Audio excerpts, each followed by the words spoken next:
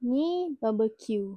Kita bagi free. Customer tak payah bayar. Tapi kena pandai-pandai uruskan lah. Kita ada 2 kawasan barbecue.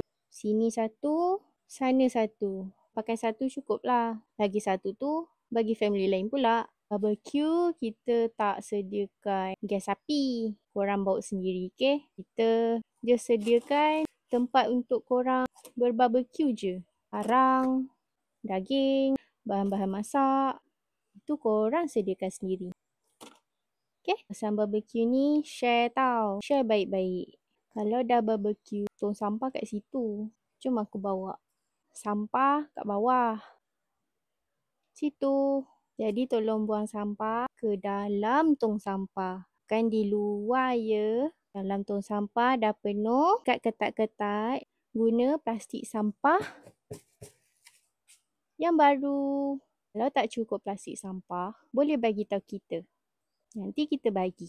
Kawasan ni dah habis pakai. Basuh tau. Basuh elok-elok. Jangan tinggal je berminyak. So, tu kawasan barbecue. Kita jaga elok-elok kawasan ni. Okay?